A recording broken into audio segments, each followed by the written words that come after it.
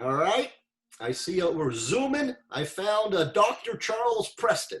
I know you from Salle. You're also Muir Orthopaedics. Maybe just how are you today, Doc?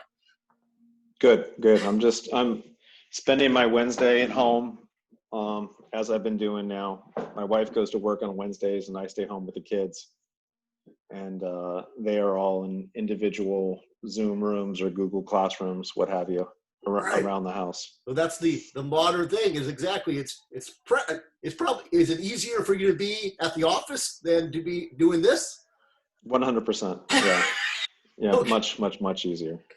All right. Let me see here. Where do we start? Maybe, I've seen you at Salle, and we both know Doc Wilhelm. And that's Correct. a name. Yeah. Start with that, because that's the reason why you're at Salle. There's a lot of history there.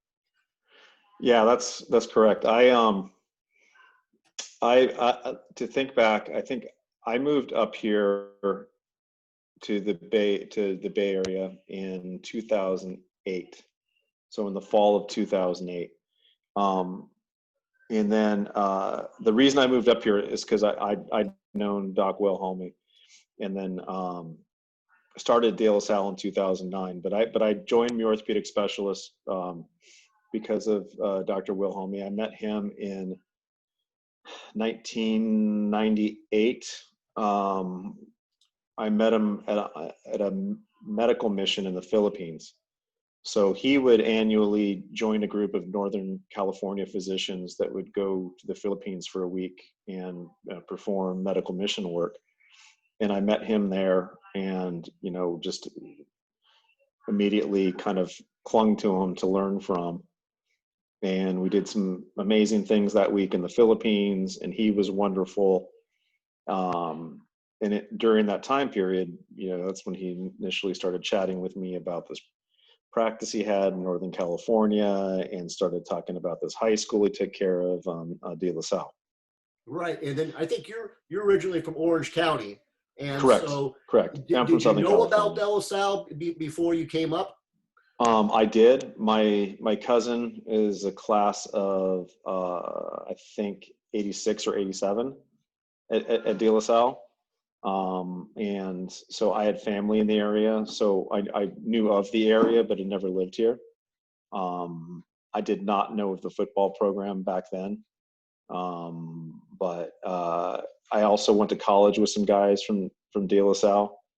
And so I knew of it, but not totally about it. And then John, at that point, started to really dig into me and tell me stories about it. Right. And then Wilhelm, he was Muir Orthopaedics. That was his practice, or correct. Well, his practice was originally San Ramon Valley Orthopedics. So San Ramon Valley Orthopedics was his practice, and then 2001 is when Muir Orthopaedic Specialists started. Right. And that was the joining of Muir Orthopedics and San Ramon Valley Orthopedics. And they took the name of Muir Orthopaedic Specialists when those two groups merged, and ultimately began to kind of work out of a home base office building in the Shadelands area. So it's right off, I think it's Wiggett, that kind of runs over to the canal and has that bridge that goes over to the high school. So physicians that have had kids that go to De La Salle or Carondelet and kind of drive to work, and their kids would walk across the bridge and go over to school in the morning. Which is what I imagine, John's boys all went to De La Salle. He started telling me about the high school, the football program. And then I went back and met him again in the Philippines and did the same medical mission work in, I think it was 2003. At that point, I was living in New York. And I was a resident in orthopedic surgery at the NYU Hospital for Joint Disease. And then that was the point where, I always joke with him. I think at that point he knew his boys weren't going to become physicians, and he really kind of dug into me and said, "Hey, you should come here, or you should join us. This is great." And kind of sort of started selling me on it and telling me more stories.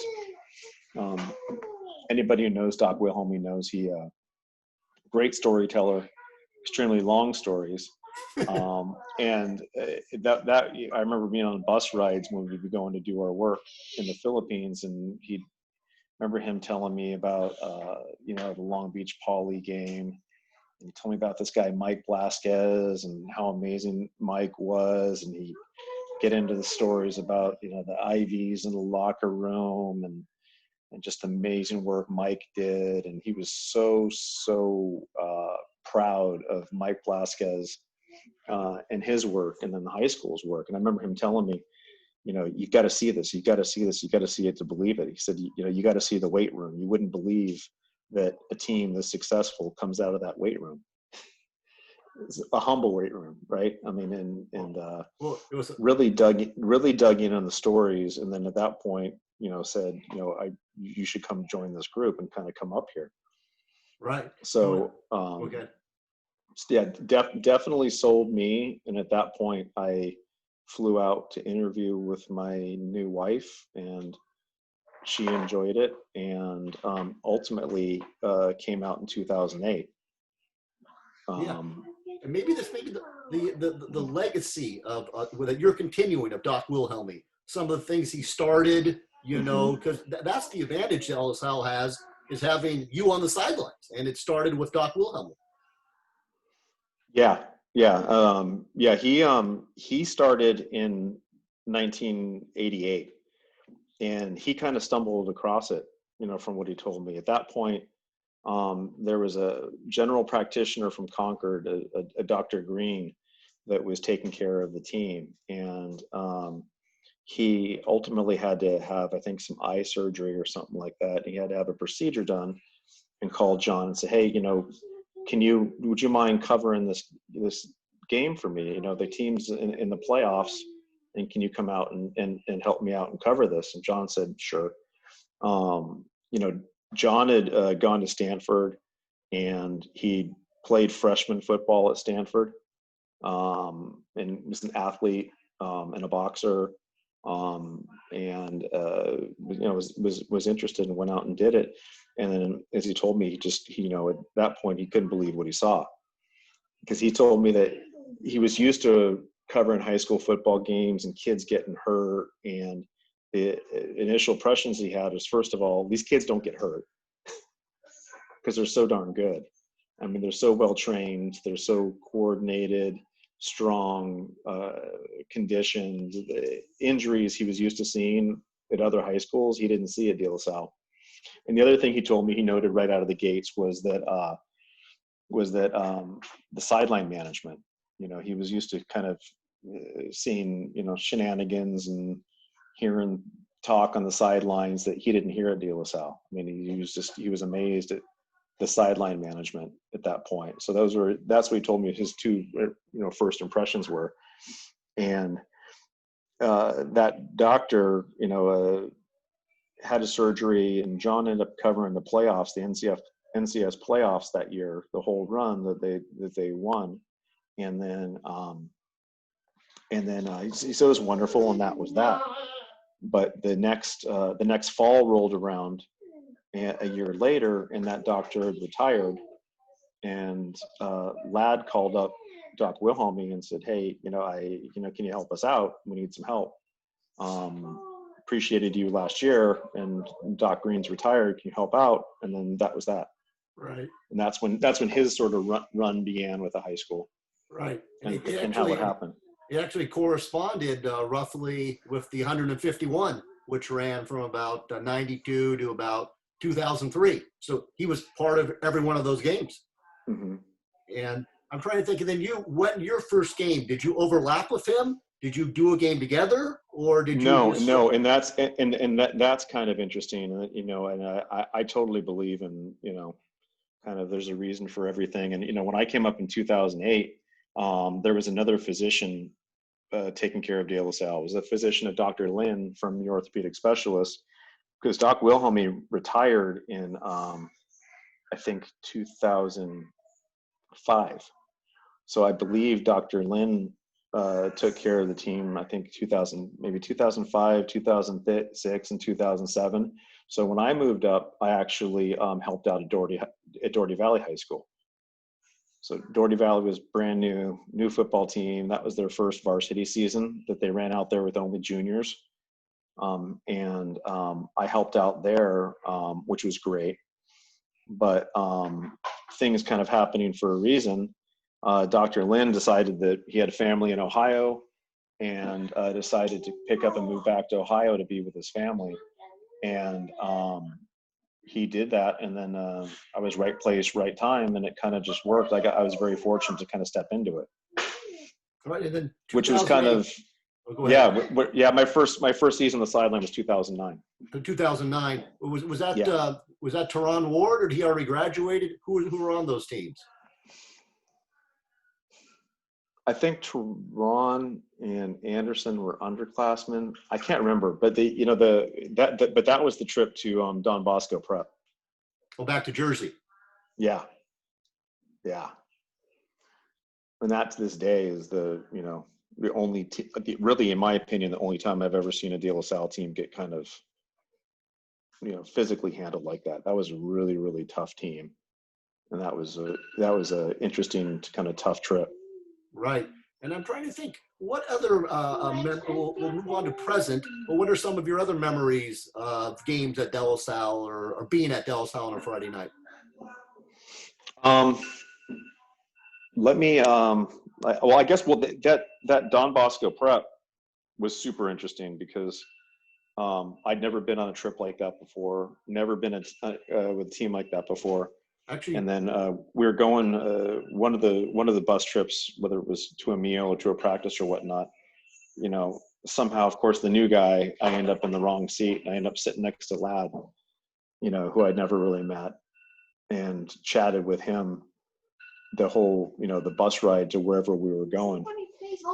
And I just kind of remember being taken back is, we didn't talk about football. We instead talked about medicine and healthcare. And then it got into like the kids nowadays and what they have to deal with. And it just became this very kind of deep thought conversation and like in a 10-minute bus ride. I was like, wow, this guy's interesting. He thinks about other stuff and talks about other stuff that I wouldn't have expected from a football coach like that. And if the ride was a little longer, you guys would end up talking about movies. He loves movies. Yeah, God knows what. Yeah, but that was an interesting first impression. And I do, you always remember that first team. And I remember the way that the tough situations that team had early in the season and the way they kind of came back. And I think it was Scotty Herdig was the quarterback originally. And then Scotty was a great kid and then played his ass off. And then Bart kind of got snaps as a sophomore that year. And then Bart ultimately was playing quarterback and like Scotty played receiver. And that team kind of gelled and had a really successful season. But it was fun. That was my first time watching the evolution during the season of a De La Salle team. Right. I'm trying to think how we transition to now what's going on in the world, Mm-hmm. Because it's weird. The Big Ten is back. We're not playing here. What's your opinion on high school football? Is it possible? Yeah, I mean, is it possible? I think it's been kind of proven to be possible in the sense that I haven't heard anything bad across the country about the states that are playing high school football.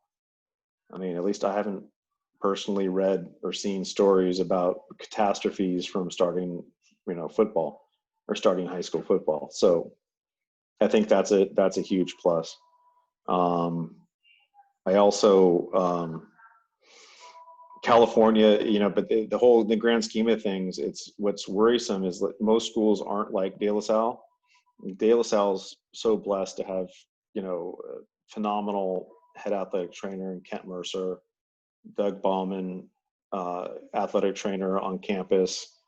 The resources we have at De La Salle to monitor students and to do everything right, so to speak, without getting into the gory details of the COVID management. De La Salle is dialed in. I mean, those guys have done a phenomenal job.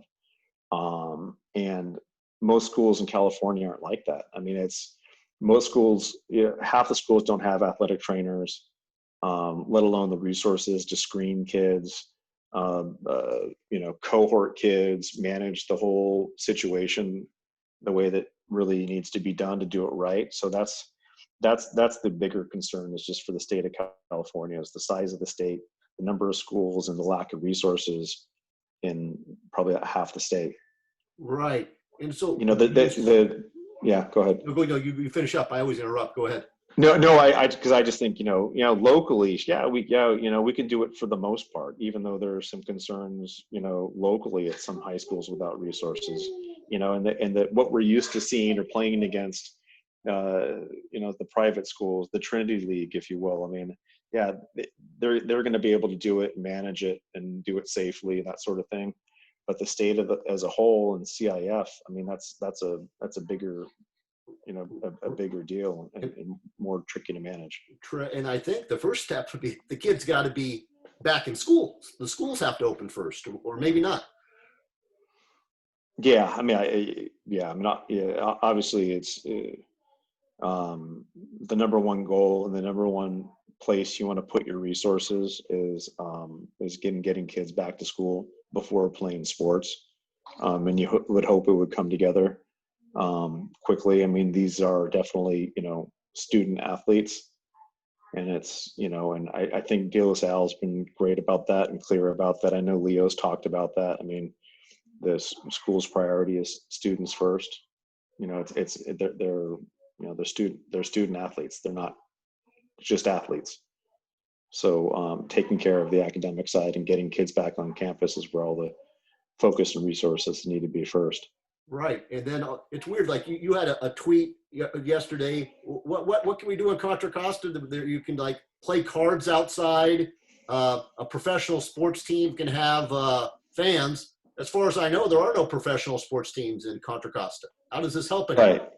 Right. Which has made the Contra Costa messaging really curious.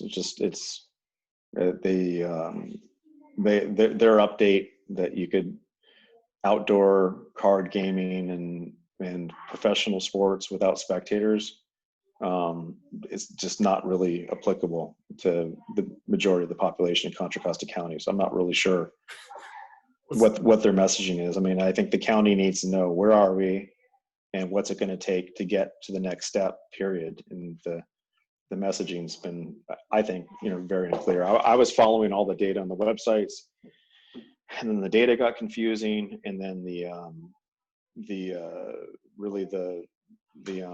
benchmarks for reopening have shifted and changed in the state.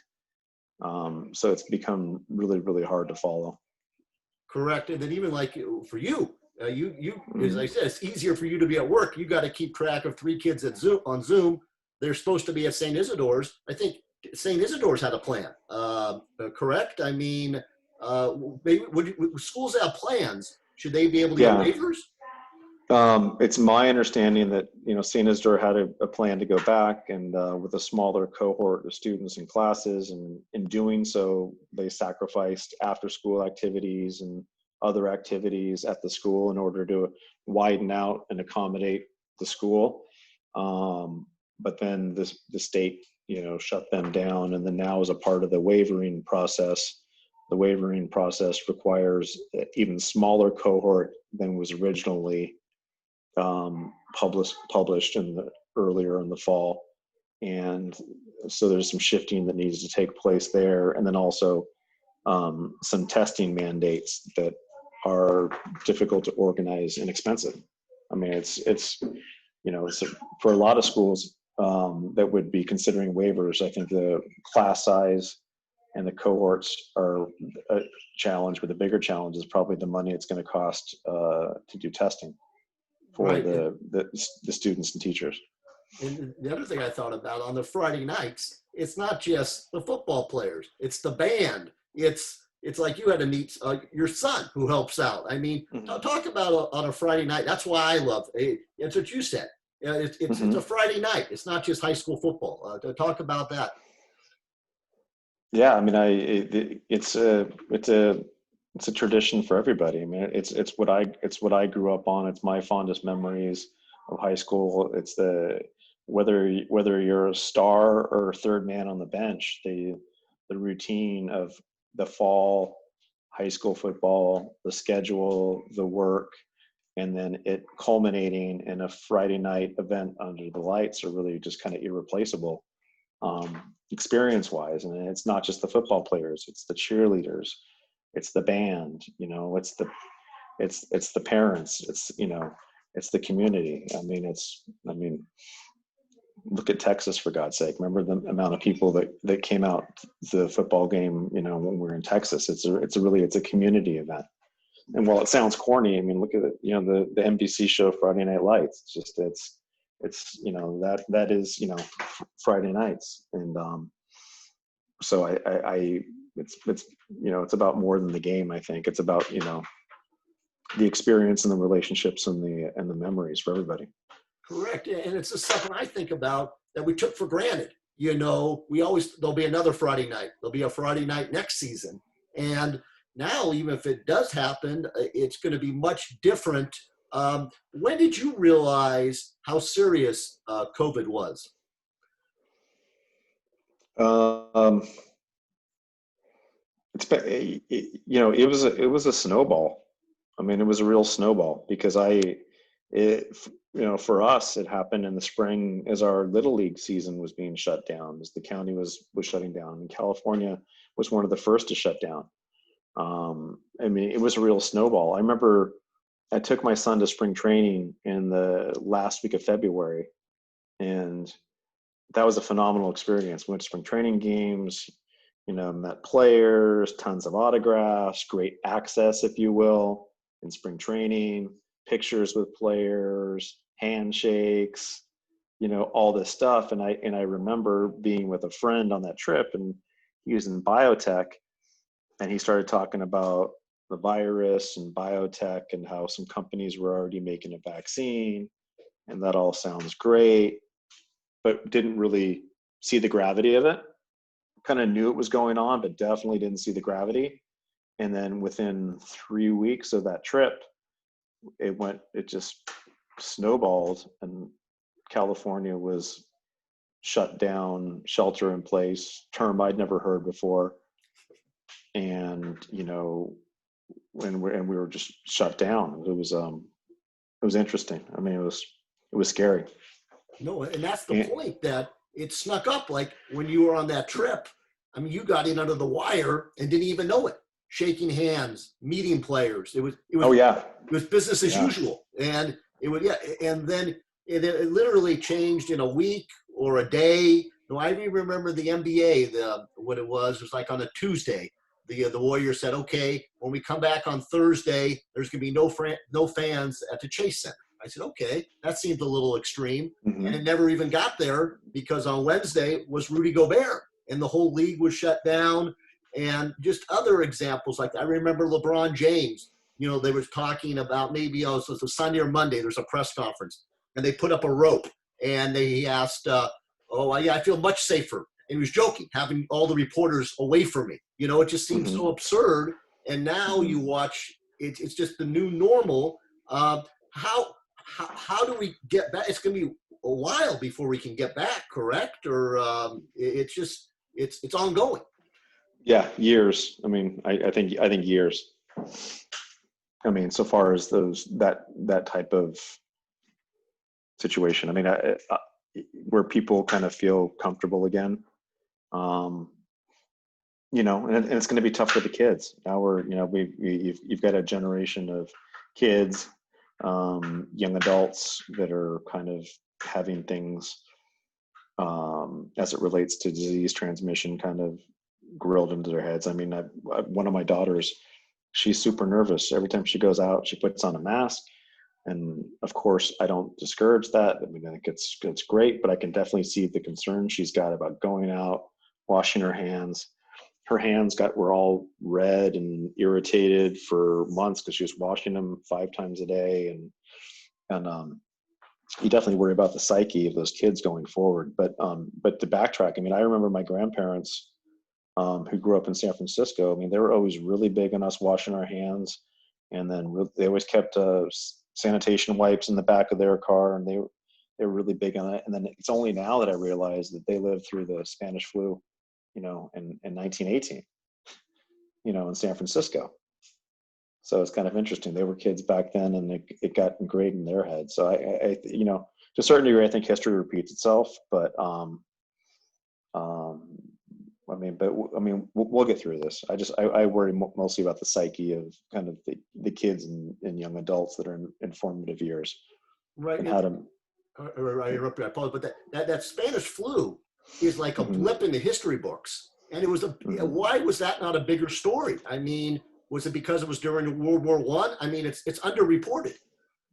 Well, I mean, reporting was reporting back then. It was a daily newspaper. It wasn't a 24/7 news cycle of questionable information. So it was, now everything is,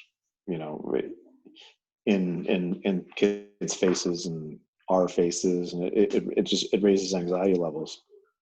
Right. No, but my point being, it's not in the history books. We didn't even know about it. People went back and found it. You know what I'm saying? It's not, nobody talked about it, now until this happened. And now this story, I think, is the biggest story since World War II. I mean, it's worldwide. I mean, this is going to be remembered forever, what's going on right now, correct? Correct. Yeah. Well, yeah, I mean, yeah, but if we're fortunate and this all passes, hopefully a lot will be learned from it, including the reaction from it, and hopefully the narrative can kind of change that, on how to respond to diseases and have a better infrastructure for response, so that you don't need to shut down a community, shut down a country, so to speak. That's a good point. Because in America, we got very focused on what happened in New York, and what happened in New York because it was New York. I mean, it was very, very real and very tragic, and a lot of deaths in New York. But a lot of that, I've lived there, and I know the density of the population, the challenging access to care issues in parts of that population, and what happened in New York. It was broadcast around the country, and we're fortunate that really hasn't happened to that degree elsewhere. I mean, if you remember, they mobilized medical ships that largely weren't needed in response to what was happening in New York, thinking that was going to happen across the country, and we're fortunate that it didn't. Right, and also maybe that's a good point. Maybe it's really bad now, everything, but if we get through this, maybe that's why in 100 years it will be like the Spanish flu and not talked about as much. But it is interesting what you mentioned the psyche. Like I have a 2-year-old niece, and whenever we go anywhere, she wants to wear a mask, which is good because she thinks a mask is like a hat or shoes. That's what you do. And I'm thinking that's all she knows, and you mentioned also psyche, like there's no dances, there's no the Little League, So what with your kids, how do you try to give them, encourage them, or try to make them seem, it's not normal, but how do you help the psyche of your own kids? It's hard. I mean, I've got three kids with 3 different responses. I mean, my son, fortunately, he's very open about it, but he's said, Dad, I feel scared, I feel sad, I don't know why I feel this way. And so clearly he gets depressed. And I've seen him then after kind of play dates, as things kind of opened up a little bit and more stuff was allowed in bubbles, he'd come back and say, Dad, remember I was telling you I feel so much better now. And it was just like a play date, an interaction. My youngest was, her response was anxiety, super anxious, always washing her hands, putting on a mask, and she was super anxious. My middle daughter, who is on the spectrum and, has resource in school and has, academic and social needs, less concerned about this because, she's happy as can be doing her own thing most of the time. But, she's losing out big time what she needs, which is social interaction, getting pushed into interactions with other kids, learning how to read other people's faces and emotions and all that sort of stuff that goes with, people on the spectrum. She's missed out on March to June, and now, missing out on it now on that experience. Those kind of those kids that are in resource at school or special ed, I mean, their school and social experience can't be replaced by a computer at all. So those kids are all really, really missing out. Wow. See, that's something I never even thought about, the special needs, how this, yeah, exactly. Zoom is tough enough for anyone, but with special needs, it's almost like not a no-go, but it's super difficult. I think that's what I heard you say. Oh, sure. I mean, imagine not many of us can imagine, I'll just put it that way, being a kid on a spectrum and looking at a Zoom room and 30 other kids. There you go. Say no more. And trying to pick out what's going on. Right. Exactly. No, I'm trying to think how we wrap up. Is there anything that I've forgotten or anything that you would like to add? No, let's, a couple things. One is I think De La Salle's institution is blessed to have the resources they have and the relationships they have, taking care of their student athletes. And again, Doc Wilhelm's legacy is irreplaceable. And the influence of Mike Blasquez years ago, and that torch being passed to Kent Mercer and Doug Bauman. I mean, that continuity of resources at the school who have the kids' best interests at heart is phenomenal. And, and so it's it's the favorite thing I have in my job. And it's funny because it's not specifically my job, it's a volunteer activity, but I mean, it's like, that's what I love. That's what I look forward to and that's, the relationships that come with it are so important to me. And, and they're important to Doc Wilhelm, and I know they're important to Ladd and now Justin. And it's such a neat thing that De La Salle has. And I do wholeheartedly wish every school was able to have it.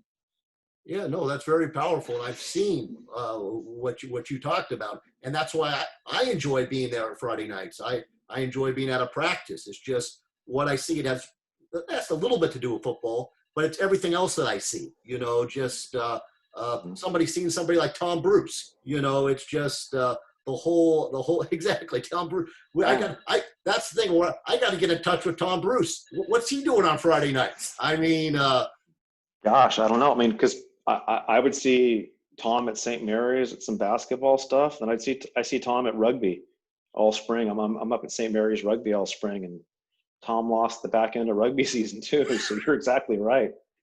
What's Tom doing with his time? Right. No, yeah, exactly. Tom Bruce, a legend at De La Salle. Maybe that's people I think just figured out. My next Zoom probably will be with Tom Bruce. And so, no, I just want to thank you for your time today. This went well. Let me stop the Zoom, and then I'll talk to you for a split second afterwards here. Thank you. Thank you. Very cool.